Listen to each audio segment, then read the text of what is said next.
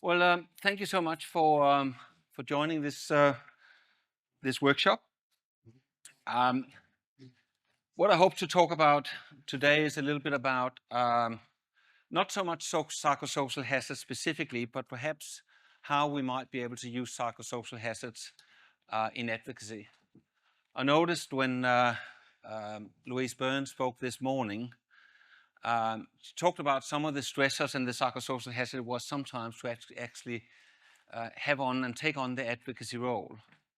So what I'm trying to invite us to do in this presentation is to think about a little bit different, about saying how can we actually use the psychosocial stressors or the fact that we have some rights under work health and safety legislation for advocacy as well.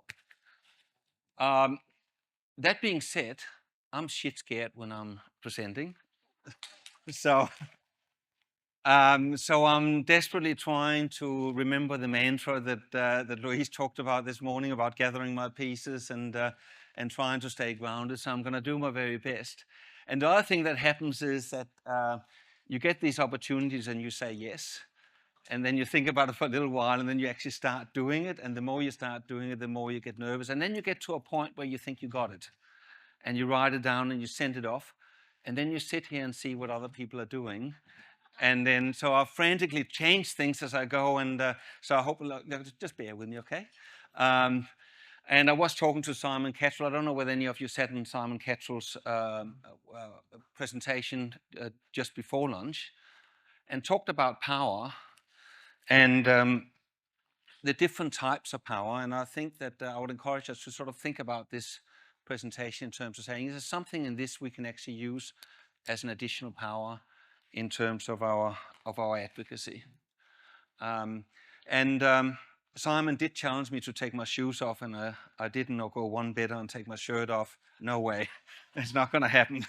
But yeah, I do want to start by acknowledging the absolutely beautiful welcome to Contra we received this morning, and about how it actually personally for me was quite touching, about feeling connected and take the story to the place we are and how useful that is. And so I do want to take a moment to just reflect that we are an Aboriginal land, and I want to pay my respect to the elders, those past and present, and also acknowledge those younger leaders or those leaders who are currently stepping up and continuing the fight for the rightful recognition of traditional rights.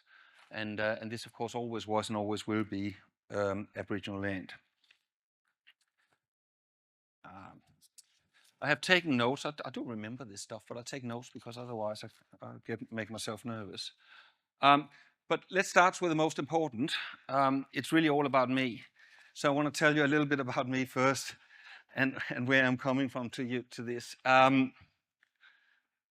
My name is Gullestrup, or Jorgen, or whatever. Every conversation I have starts with about a 5 or 10 minute talk about how to pronounce my name. Whatever you do is all right. I don't actually care. I gave up on that long time ago, and I'm totally good with it. I'm the CEO of the Mental Health Lived Experience Peak Queensland. It's an identified position, as is every position that we have within the peak.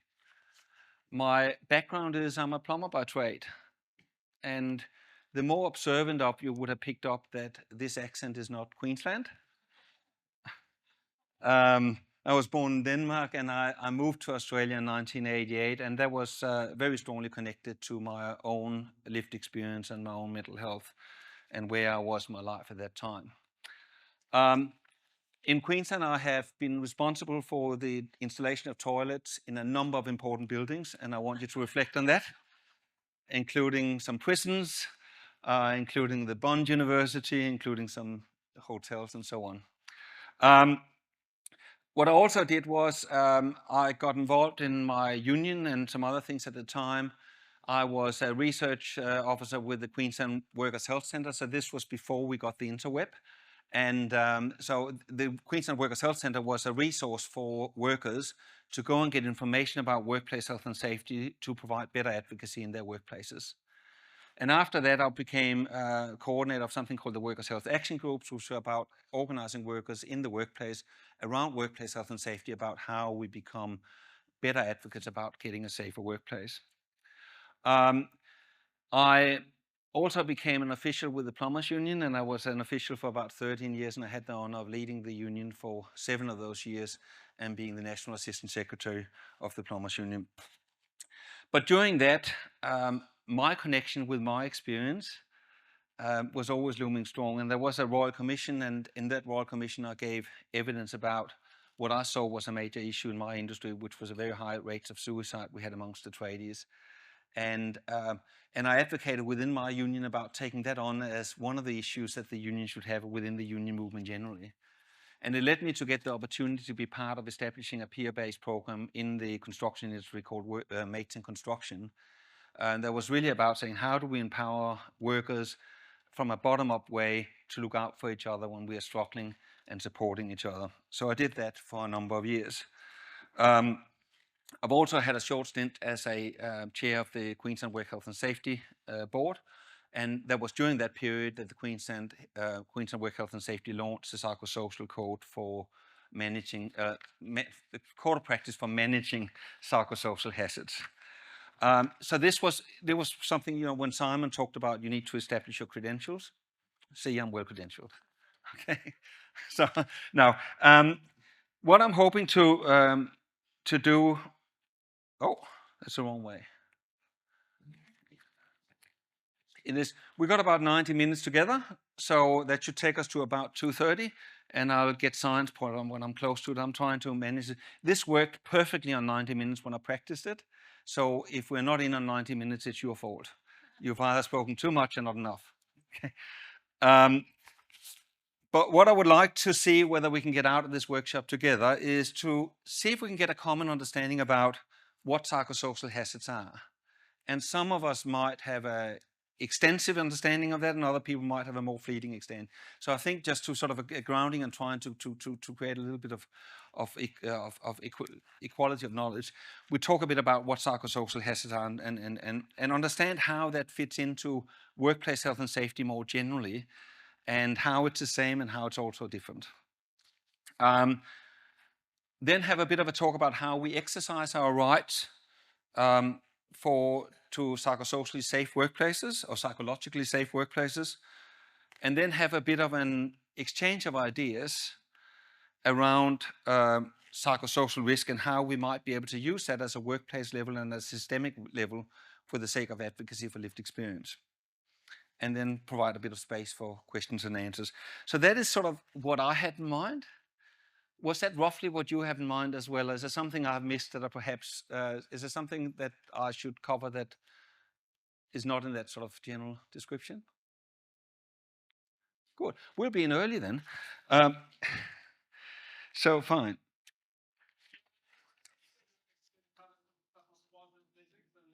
I will do quantum physics. If time allows, I will. Absolutely. That's when I take my shirt off.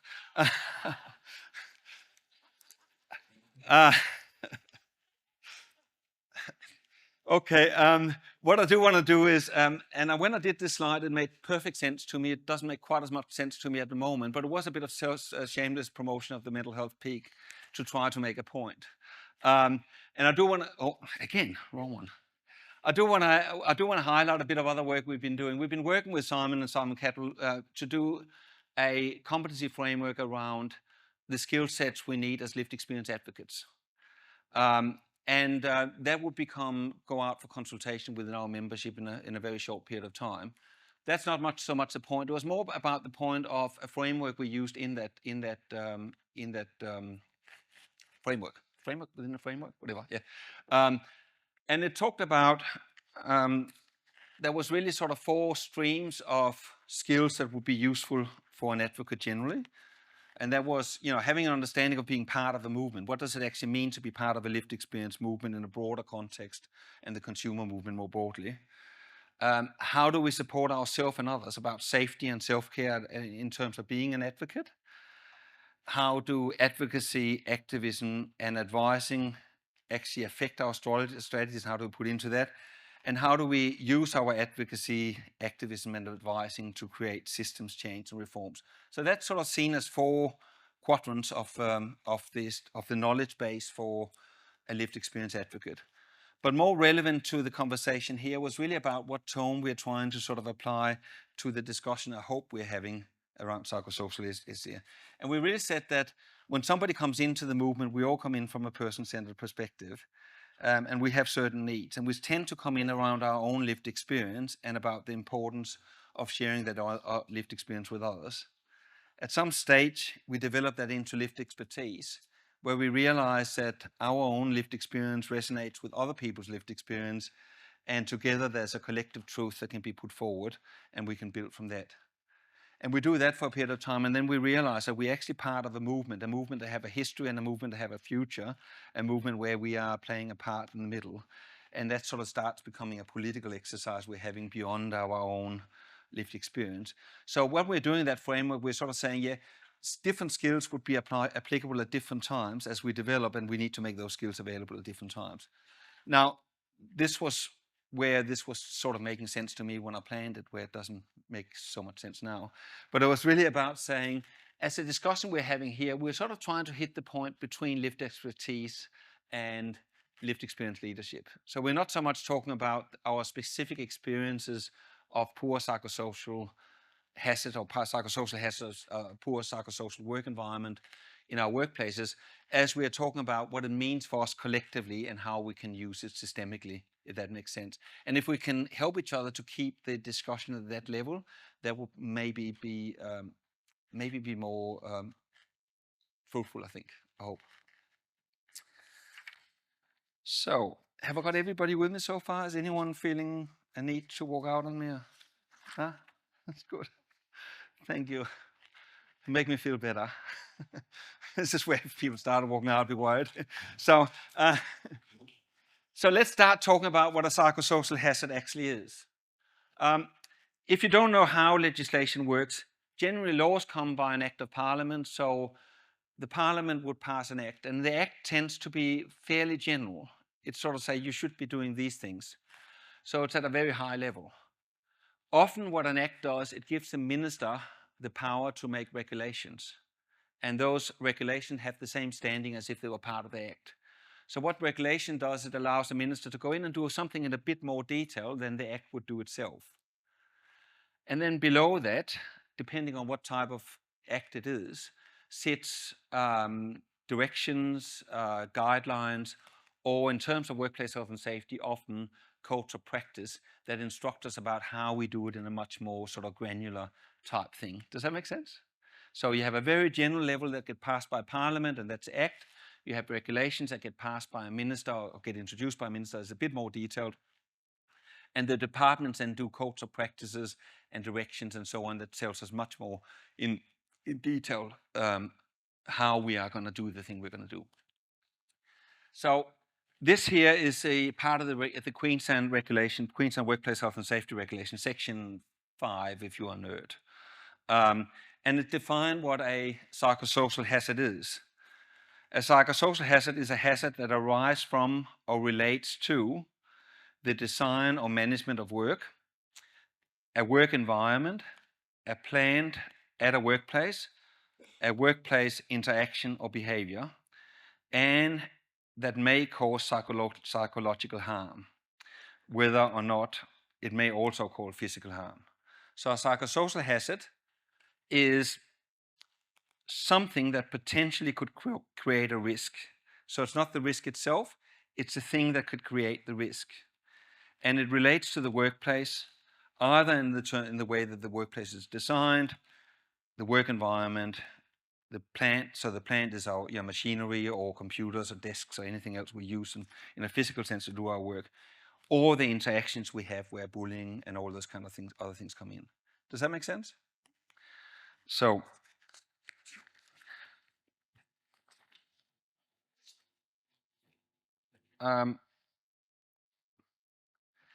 this is a model for how psychosocial hazards lived. This is out of the Queensland Code of Practice for managing psychosocial hazards in the workplace.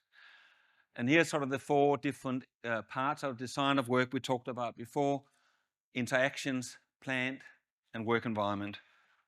That then leads to a stress response, and the stress response is a risk.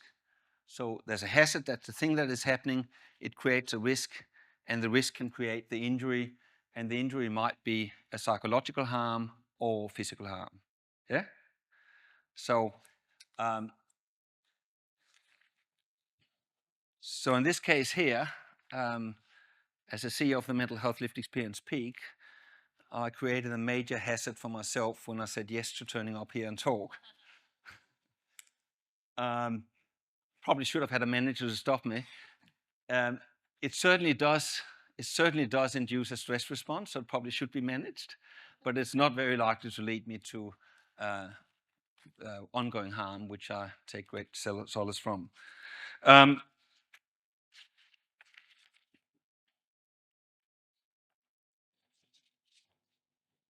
What the employer's duty is to manage the hazard to avoid the risk.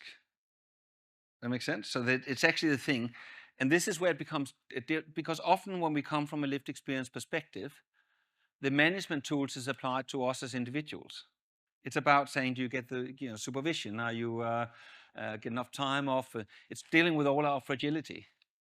It's all our, it's often when we talk about the hazards of lived experience work, it is individualized in terms of a deficit model.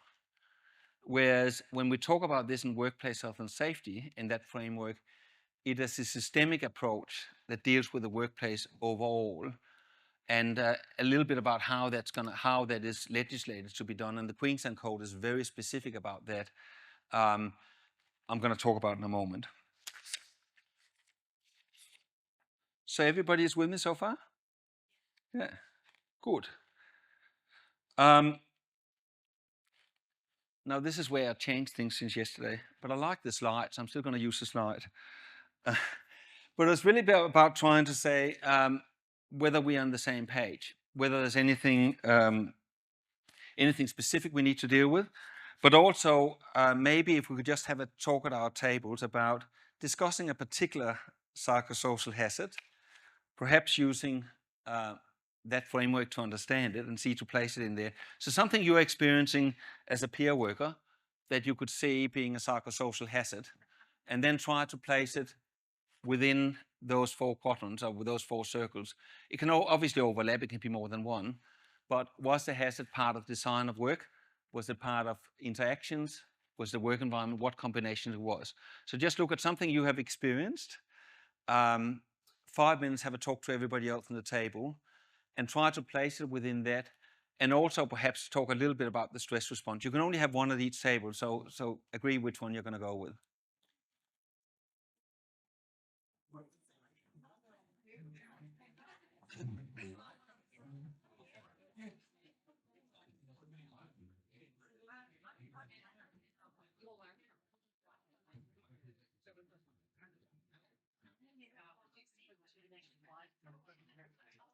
Next slide. Okay. That one? No, it doesn't have that question on. I'll change the question. Sorry. You have to find a hazard. Sorry.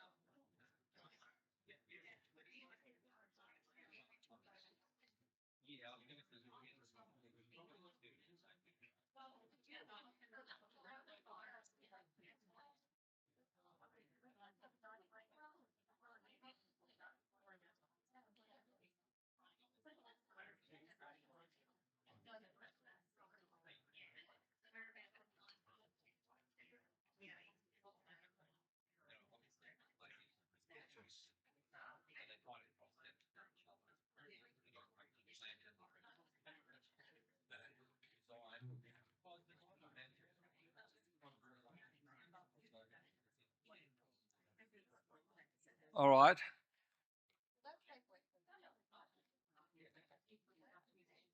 Might give it a minute to finish the conversations. Yeah.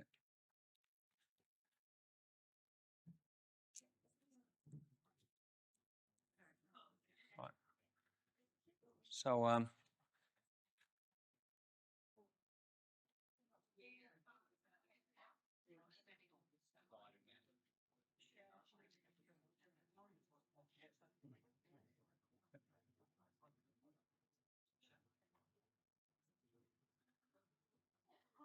okay, we might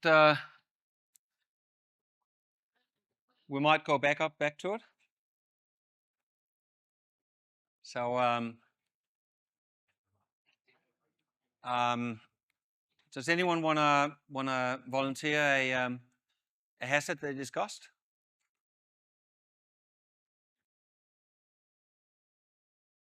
Okay. Yes. Yes.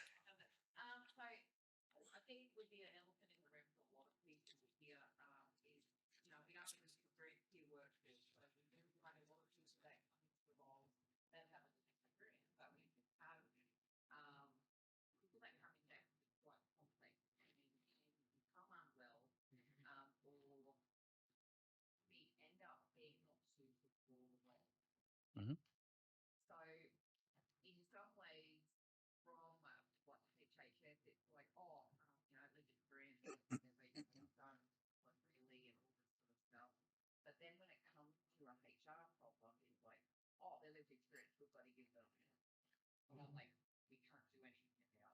Mhm.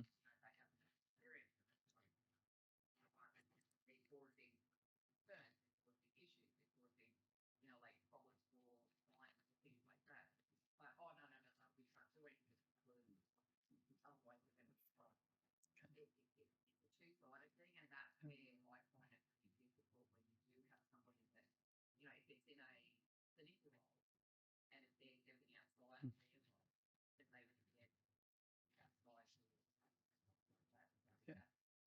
Okay. So let's start with an easy one, huh? So if I can just define that as a hazard, is that a hazard is really to say when somebody within us are perhaps unwell and start working outside the scope, it becomes a hazard to other people around them to work with that when you're trying to work within it. There's also the hazard about saying when somebody might be unwell, and then how do you deal with that in a HR way that is appropriate, acknowledging that in a way that is not harmful to the person themselves. Is that reframing it all right? Yeah. Um, let's come back to that one, but that's certainly so we can certainly say where do we fit that within that?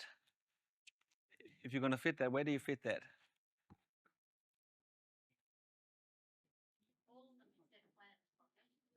Yeah. So it's about what's the interaction behaviors we have, absolutely. Um, it sits within the design because it's inherent in lived experience work, absolutely, and it creates an impact on the work environment, perhaps not about planned. Yeah, absolutely good. And the stress response is obviously different from the person who are trying to deal with it and trying to do their own work in that way, and the person themselves that might be unwell and at the same time also having problems at work. Yeah, fantastic. We'll come back to those ones. We're going to use them again later, but is there another one? Yes?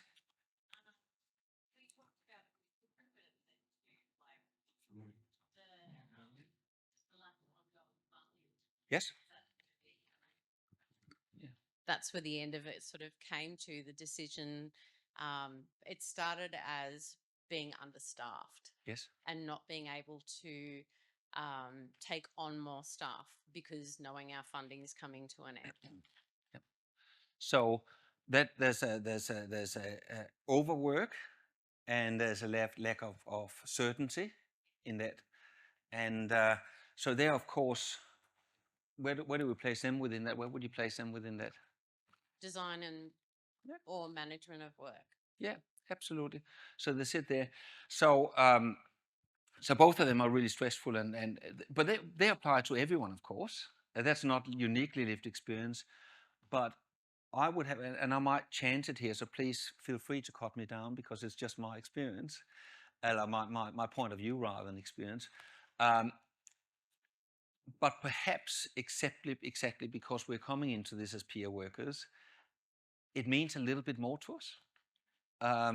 I've always been fortunate to have my jobs have aligned with my beliefs and my values, and that means that it doesn't really become work, it becomes something different that almost become part of your identity. So when we go into a job site, like a job with lived experience, we're almost coming in with our identity and using it in a professional way.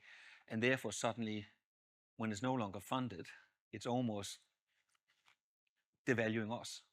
Yeah. So that creates, that's a good example of a psychosocial hazard that applies to everyone in the workforce, but perhaps might have extra and additional meaning for people with a lived experience. So when it comes to the stress response, we might actually have a stronger stress response to the same hazard because of who we are. Is that a fair way? Yeah. One more and then we'll move on. Yeah. Thank you. At the table here, we just discussed gossip between Yeah. people within the team Yes. and other teams as well, even within clinical teams and whatnot. Also, people interpreting things differently. That could also happen a lot. And we also spoke about whether it be managers or coordinators of the teams being really strong and being able to stop that stress response that it's mitigated. So you knowing your team really well and knowing what the strengths and weaknesses are of your team, so you know how to manage them really well to be able to sort of stop that happening. Absolutely. So what we're really talking about there, workplace culture. If we have a poor workplace culture where we allow gossip and interpersonal disputes to thrive, and you don't have strong management that deals with it, you're actually creating a hazard for people or a risk for people who are in the workplace. Am I hitting what you're saying? Yeah. So, but what I'm trying to do with each of those examples we're getting is to raise it from something that happens between us as individuals to something that's happening structurally in the workplace. When we're dealing with workplace hazards, they're not about the individuals, they're about the rules and the way we deal with it, how we manage it, how we put barriers around it. Does that make sense? So, all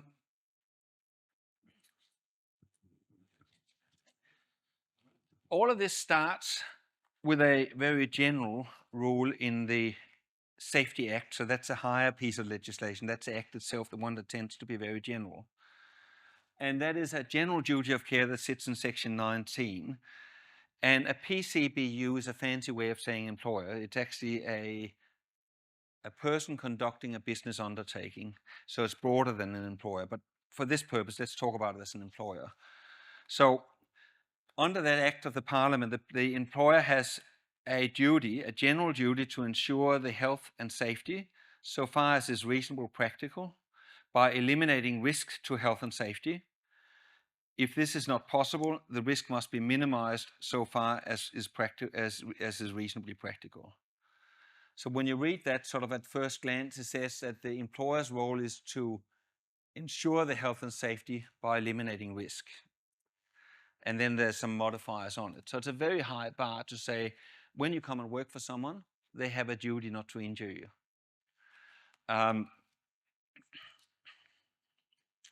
Now,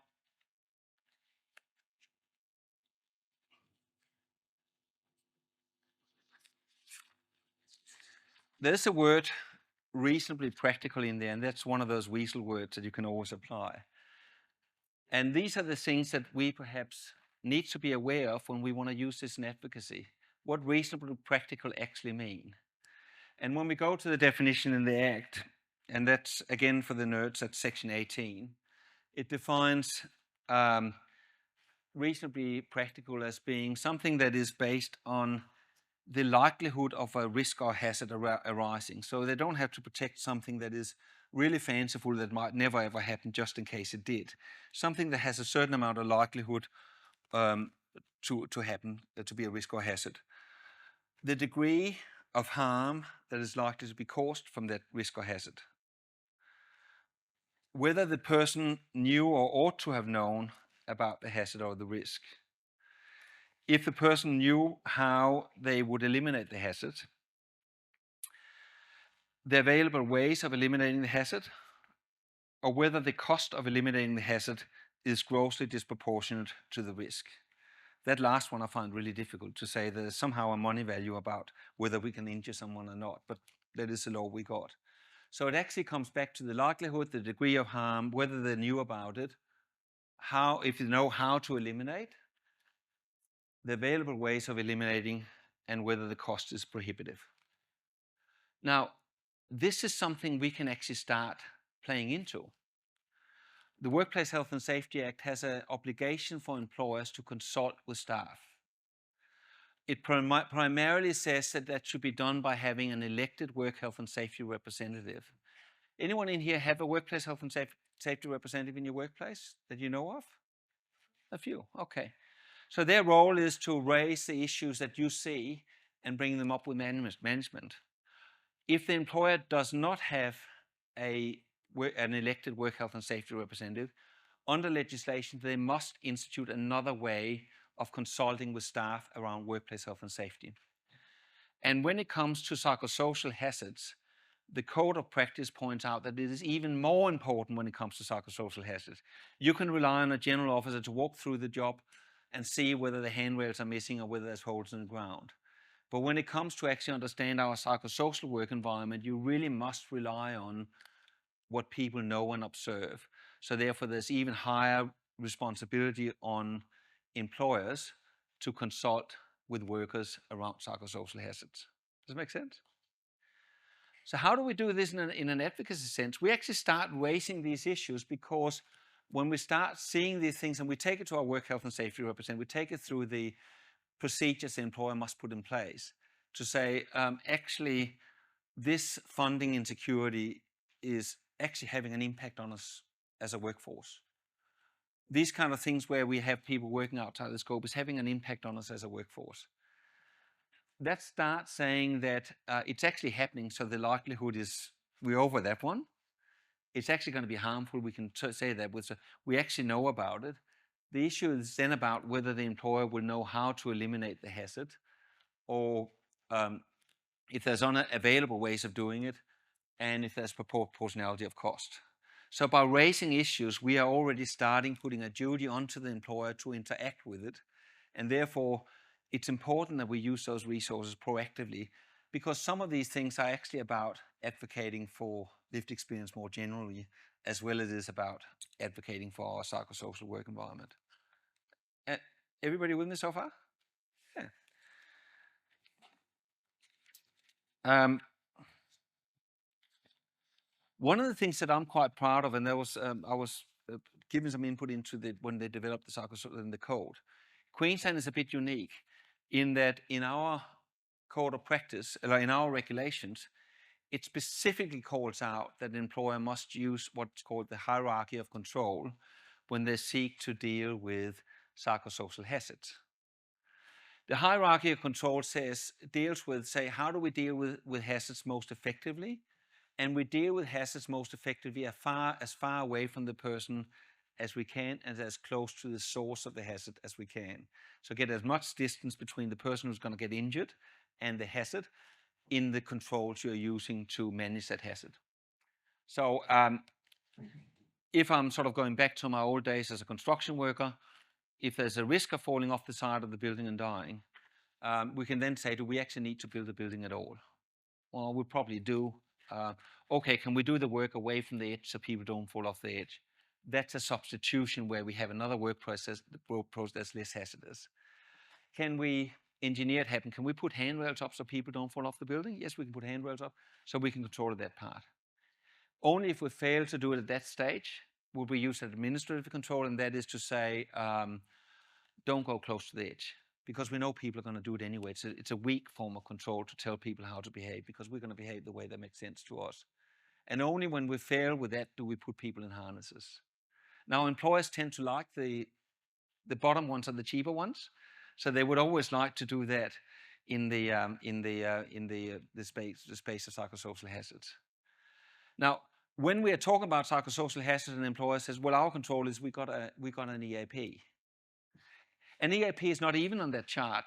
An EAP is equivalent to the first aid officer on site to say, when you fall off the building, we have someone to scoop you up. That's how weak a control that is. Yeah. That's not to say that, like, I would advocate we should have first aid officers on every job and we should have EAPs on every job. It's a really good thing, but it's not a valid control under the Work Health and Safety Act. So PPE is about stress management. Can we give, in terms of psychosocial hazards, can we give you some breathing exercises? Can we give you some skills to deal with the hazards? What we're trying to do is we're trying to modify workers to fit the hazard as opposed to deal with the hazard. We're trying to deal with each of those hazards as far up as practical. And how the hierarchy of control means is, if you remember the duty is to eliminate risk. So an employer's duty is to meet the top one. And only if they can document that it's not practical or reasonably practical for them to eliminate risk can they go to the next one, which is, can we substitute with a safer way?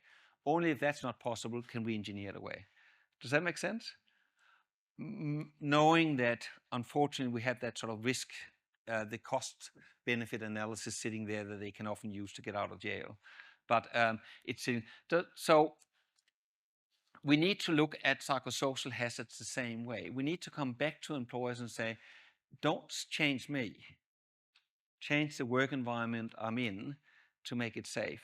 I got some rights around that. Maybe we had those 3 different suggestions. One of them was a hard one, and that was dealing about how do we actually deal with our peers when they're not well, when our peers are sometimes part of the risk, either to themselves in terms of how they manage or others. The other one said, what about when we are gossiping and when we have a poor work environment, how do we deal with that? And the last one was saying, how do we actually get certainty around funding and certainty around our role when there's not enough funding to deal with it, with the what do you call it, with all the jobs we have to do. So just go back, pick one of those 3 scenarios, and think about whether you can think of any controls you could apply to any of those scenarios. Does that make sense? So when we think about those things, what can we do around to put people at ease or knowledge around funding insecurity and work stress? What can we do around the work environment? What can we do around the fact when people are unwell? This is where you can start talking.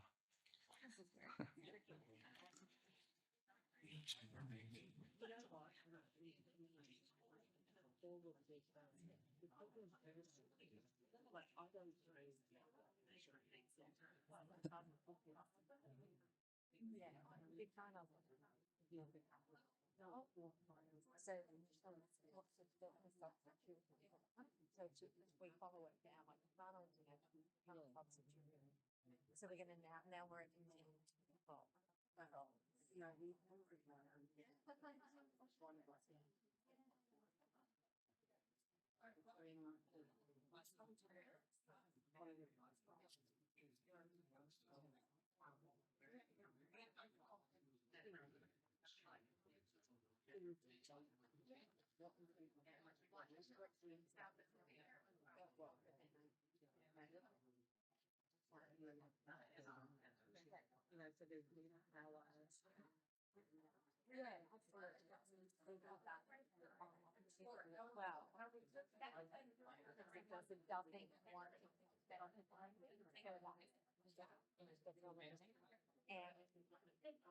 and when a person is unwell,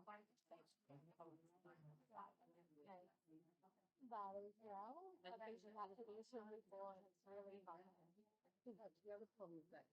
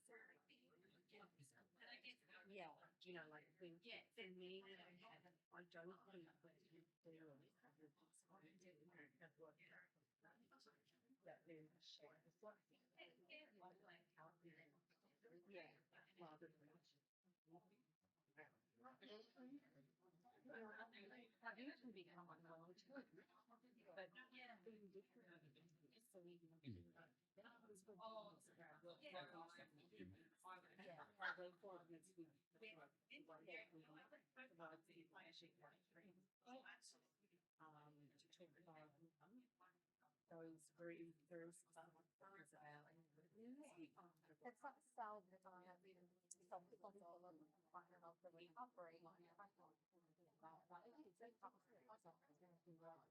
Through that like supervision, I take growing and and it goes to yeah.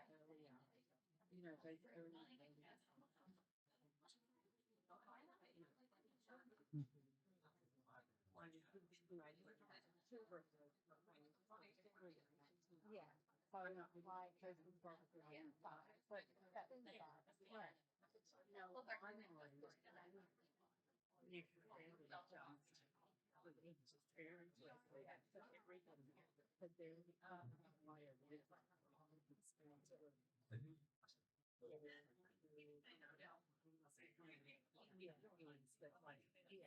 It is,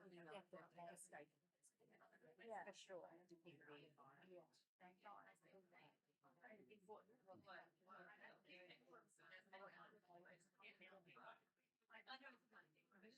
Well, there was a time where talking to me was how it felt.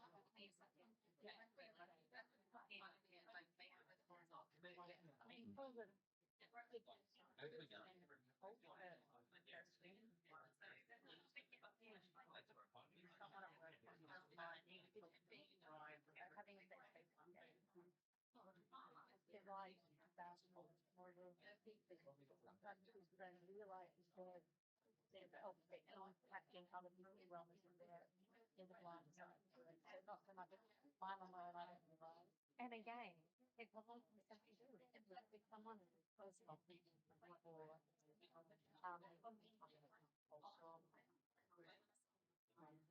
when they just take getting her holistic right and long recovery. And also to perfect protection as well. All of the like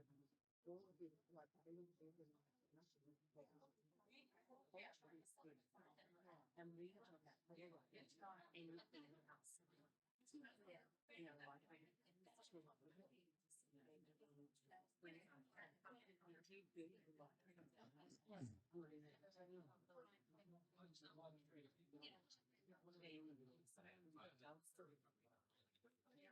ladies need to be bigger. There's no shiny around. Yeah, it's not equal. You are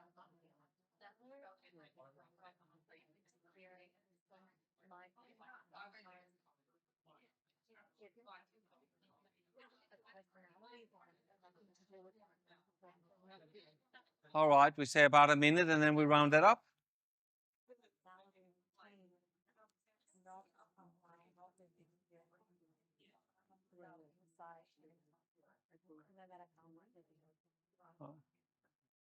So, okay. Anyone have a bit about how some ideas to how we might be able to control those hazards? Remember that if we can actually put a reasonable control up, then it becomes reasonable, practical to do so. So, any feedback from any of the tables? Yeah. Hi, thank you. This is also Lisa will be familiar with this. She's also part of our team as well, and not for much longer. Oh, where do we go with that? She's leaving us. Okay. Well, I hope Lisa knows. Otherwise, that might be a psychosocial hazard in itself. No, we're the psychosocial hazard, actually. So this is actually a huge issue. It's one that we discuss quite frequently within our team, and we've brought it down to the interview the interview process, Mhm. and how can we make that different? How can we really knock that down and get down to, what are the questions, and things that we're discussing and that are on the table at the moment is maybe even doing it down to a interview process that has 2 sections in it. Maybe they have to go into a group session, maybe do some role plays within it, just to try and really nut down how we can explore what environments they're going into, and so it's really that interview process as to we can find out what this person's going to turn out like for us. So we can be proactive in terms of how new hires to make sure that people actually come with the culture that we would like them to come. Did you want to mention anything else, Lisa, about that? Because you were a big part of that as well, obviously with our interview processes. Right, fine. That's fine, Lisa. Thank you, Lisa. Oh, well, obviously, if I was giving you opportunity, that was all. So that's certainly one thing you can say. Well, actually, how do you make sure that you and some other ways we could deal with issues like that is actually starting to get a measure for what's happening. So surveys, feedback, having open conversation, and then start putting policies in place around this as well. One of the issues were I'm on the board of an organization. We got the report back from management, the employer, a few hundred people. Most of them are men, but there's also some women, and they were quite proud. So we got no sexual harassment. We haven't had a single sexual harassment claim. So what we're doing this fundamentally wrong. There's nowhere in the world we shouldn't have that. If we have this workforce, how are we going to? So there's something happening in our culture that means that people are not reporting. So actually putting that up, saying you don't see the full problem because we're feeling it and you're not seeing it, you need to start looking in for it. The other thing around surveying, there's a website called People at Work. They have a tool there that you can ask for to be administrated, which deals with psychosocial hazards at a number of different levels in terms of job control, the most well-known of them. So going back with that as well. So those kind of things about tolerance, about around poor cultural issues, about can be set for management as well. Yeah. Okay. Any further feedback? Any other thoughts? Okay, it's there and then here after, yeah. We were thinking about the thorny issue of short-term funding Yes. and thinking about how what can happen is services go, well, we're not funded for that, so therefore we won't employ lived experience workers. Yes. So that eliminates the problem through not actually having the workforce. But I felt really stuck about what to do about that and how to advocate around that issue, because it keeps coming up, particularly for NGO workers, but also for public mental health service workers, where the workforce is vulnerable to the funding decisions of whatever government is in power at the time. And so looking at this hierarchy of controls, I really struggled to work out what that might look like. Yeah. So I'm interested to hear if anyone did come up with any controls for that particular issue.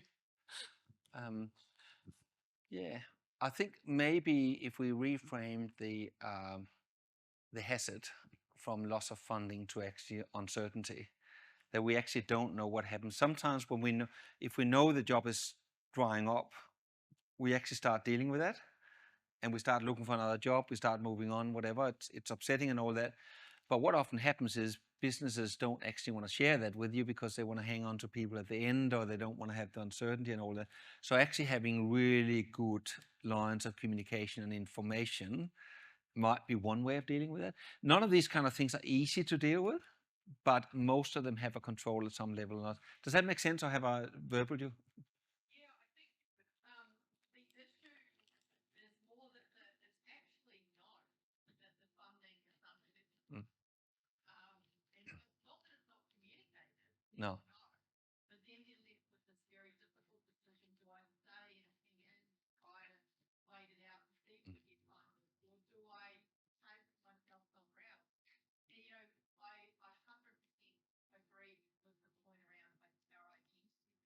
Mm. And the other thing that makes this more applicable on people in family care or care role is that there aren't that many other roles which we follow. It's not like we can go and go, oh, there's heaps of different Yeah. family care roles. I think that also makes it much more effective. Mm. Mm. Yeah. And in some ways, it might be that that it actually becomes a personal control because you don't have any structural control to you. And once you've gone through all the other ones, and if there's nothing else in the drawer, then a personal control is still better than a than no control. So it might be that actually that you get appropriate support in for people to prepare for it and make ready for it and all those kind of things, as poor a substitute as that is for more funding. Yeah. I think down here. Yep. Okay. There. Yeah, really quickly, I think you might have touched on it with it becoming a personal control, but in my sort of opinion and review of this, is this not something that is beyond our sphere of influence? It's within our sphere of knowledge, but not within our sphere of influence. So it's not really something that we can personally mitigate as a risk. No, but the point is that your employer has a duty to. So as workers, as peer workers, no, we can't mitigate the risk. We can't create more funding. We can't. What we can do is we can raise it with our employer. And we can say, actually, this uncertainty about not knowing what I'm going, this is my job. This is not just my job. This is my life. Or this is part of who I am, and losing that is significant to me. Actually creates a duty on your employer to start dealing with that when they know this is coming up. If we had that transparency around that and that communication and they still could not provide that, what's the step there? Yeah. The risk will exist regardless of our input or Yep. communication with them. And then that becomes reasonably practical, because what the Act is talking about, sometimes if it's not reasonable practical for the employer to mitigate the risk, then they don't have the duty to do it. But if it's reasonably practical, they do. So it's really about, for us in advocacy, is finding out what are the reasonably practical solutions we can put up to mitigate the risk we have identified. Some of them don't have any.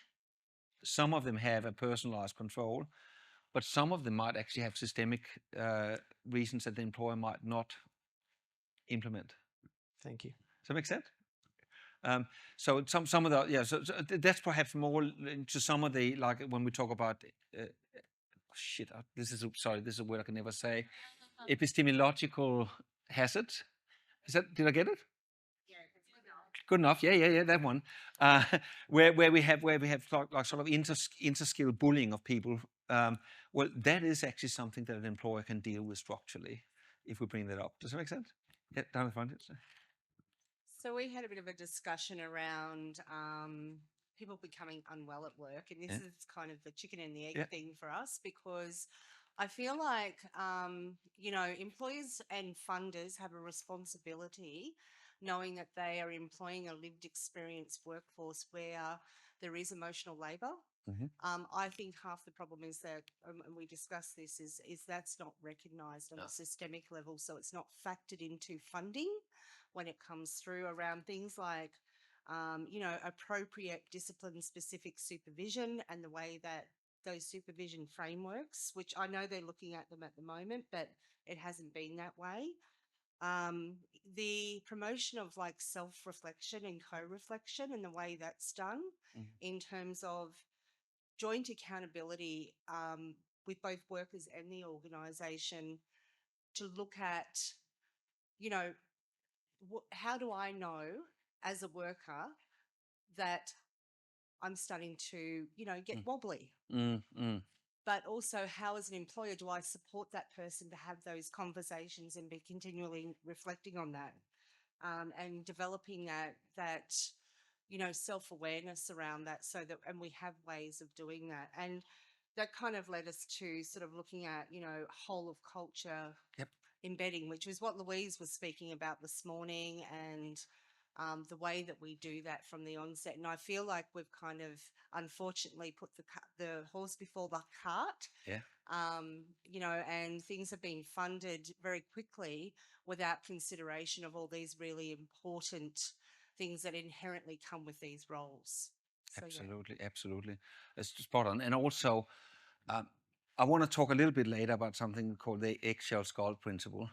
And that is that if you cause the injury, the fact that somebody is getting more injured as a result of it is not relevant. You're still equally liable for the full injury. So when we employ peer workers, you are actually, if the fact that people might be reacting stronger to what happens is actually not relevant. You still have to mitigate the hazard. There was another point you raised, now I forgot what it was. I'm going to come back to it in a sec. Yeah, it was about culture. No, it was about, no, sorry, there was actually, we often have this sort of view about how do we protect people when they become unwell, how do we step them up when we have and actually the answer to that is in culture. It's often about saying, how do we create a work environment where it becomes safe for everyone, both the peer workers and the non-peer workers, to step up and step down when they're not. Actually, through our advocacy, we can help the rest of the workforce in our workplace to get a better workplace as well. So how do we actually have a culture overall where we know that a large proportion of us would become mentally unwell over a 12-month period. We know that a number of us would, much more than we have peer workers. So it will happen in our workforce anyway. How do we actually create an environment where the clinician, when they become unwell, feels safe to declare that they're unwell and step back and step up again? And maybe that's actually where the control for the issue you raised could be sitting in part. Thank you so much. Thank you for that. Are we hitting the mark with this, or am I? Thank you. I do want to just touch on this one, and that's a Queensland code of practice for managing psychosocial hazards at work. So this is a generic one for all psychosocial hazards generally, but it actually has the force of law. So it means that your employer has the duty to meet at least the code or better. They don't have to do exactly what's in the code, but they have to meet at least the standard that is a code. And they can be prosecuted for that if they don't meet that standard. So that's a breach of the Act in itself. Oh,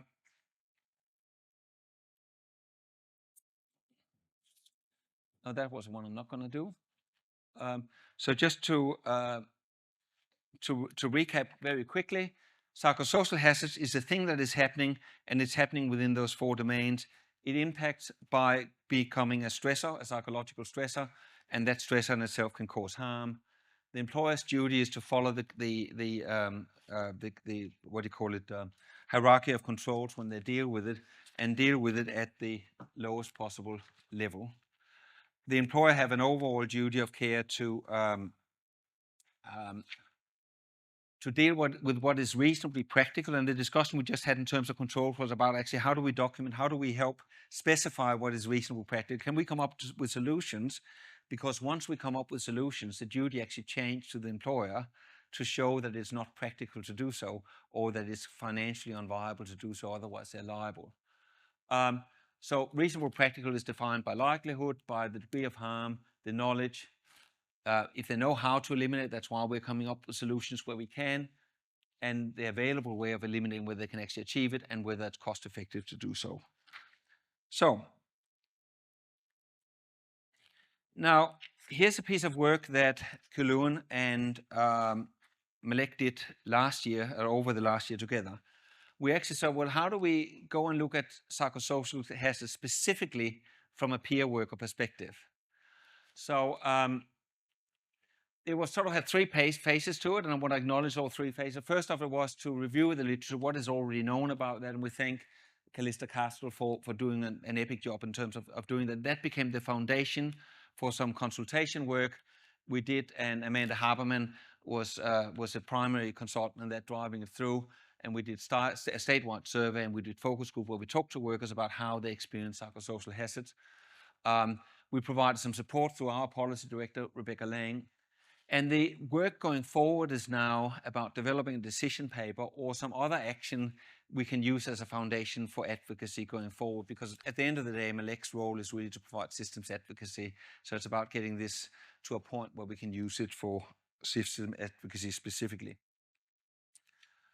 So the object of the project was to identify the unique workplace psychosocial hazards for the mental health, lived and suicidality lived experience peer workforce working in the Queensland health systems, and to provide the lived experience peer perspective on ways to improve and manage the identified psychosocial hazards. So we specifically designed the project to speak into what was reasonably practical by providing both highlighting what the issues were as well as potential solutions.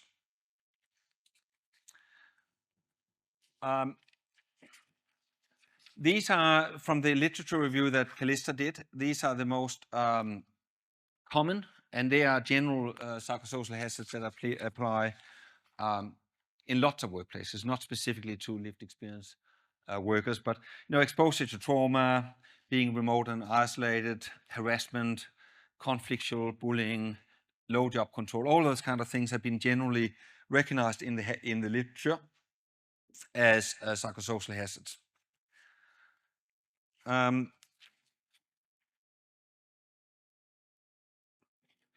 When we talked to peer workers, we ended up with a mix of both. So we had a number of hazards which was on the list. They were the bottom ones.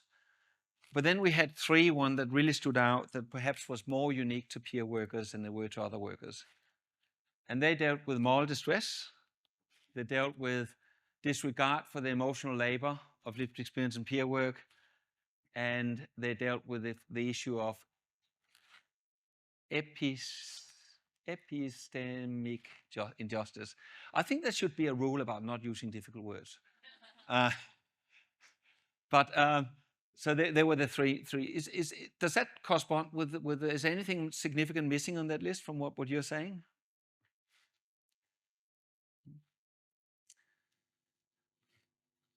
I think it's important that we just register that when we talk about those general lack of job clarity, vicarious trauma, all those kind of things, even though we might identify the same hazard as a number of other people do, it doesn't mean that the impact of the hazard is the same. We are coming as whole people with all the stuff we bring with us.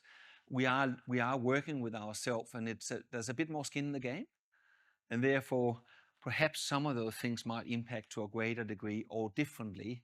So it's important that we don't say, well, okay, well, this is a control for vicarious trauma. That's what we apply. Like, it has to be suitable for the hazard that was created.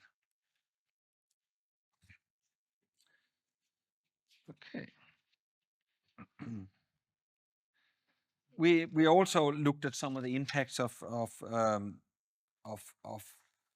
how those hazards impacted people. So that sort of that social. Okay, I'm going to hurry now. I thought I had to 1:15. No, okay, because it's saying 28 minutes down here.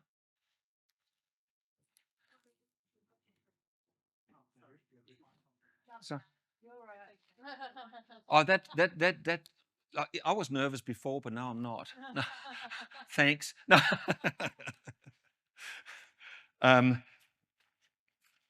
Yes. So the fact that the hazards are uncommon doesn't mean that they're the same. It means that they have the same name, and it might impact on us differently, and the controls might very well be different as well. And just to, I suppose, just look at them. Maybe it's just worth and we won't sort of go through the full exercise, but just have a look at those hazards we have on that list and see where most of them fall in terms of the 4 domains.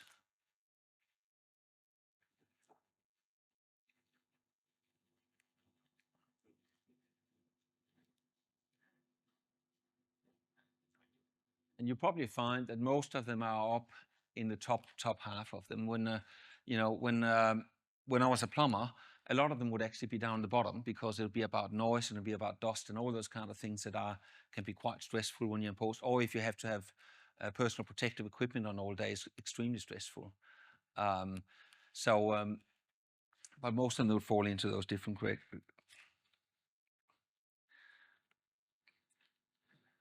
Now, what I just want to talk to you about is this idea of the eggshell skull principle, and it's sort